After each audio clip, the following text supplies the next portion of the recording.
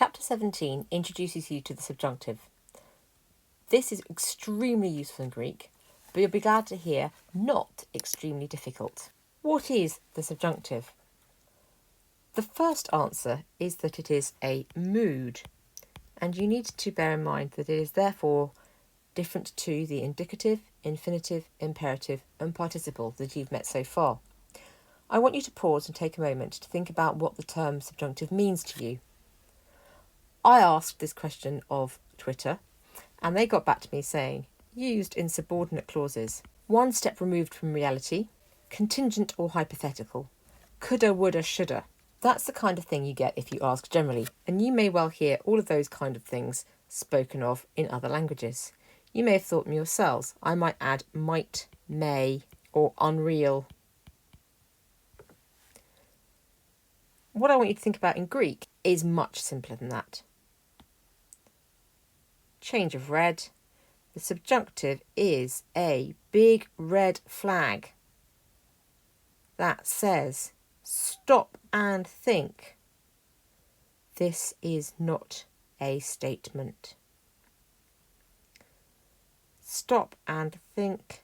This is not a statement. This chapter is one that I had to teach for my interview for this job, in fact.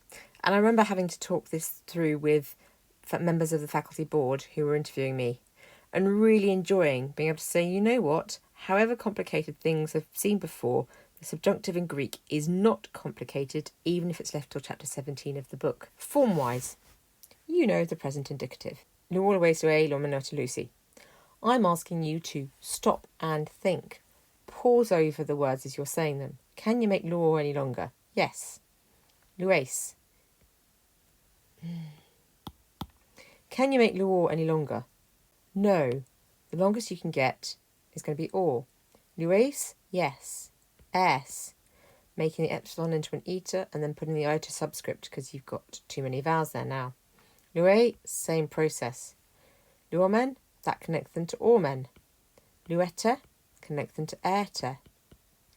Luusi, connect them to luorsi. Or luorsin, with that movable nu. These are now your subjunctive endings. That means that to form the aorist subjunctive, you're going to use the same endings on the aorist stem. Remember, this is a mood, so you'll put in your sigma, but you're not going to use an augment because there is no augment in moods other than the indicative. And then you put the same endings on. Lusor, luces, lucer, lusormen, lucerte, lusorsen. The subjunctive endings remain the same. That leaves you with a slight issue that this looks like the future. So you will need to use the context to tell you whether the first person singular is future or not. But the rest of them, that long vowel, is characteristic of the subjunctive. You're stopping, pausing for thought, dragging out your words while you think, and coming up with a more interesting sentence than a straightforward statement. Middle and passive do the same kind of thing. You know, luomai, luer, luatai, luomatha, luesther, luontai. Again, can you lengthen these? Yes. Luormai, luer, luertai, luormatha, luesther, luontai. Middle and passive are the same in the present. In the aorist, you're going to see similar patterns occur. You've got your sigma, and then you've got those endings.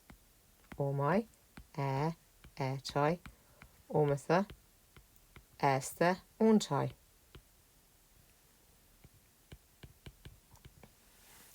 Aorist passive subjunctive, you've now got to think back to what you learned about the passive in chapter 15.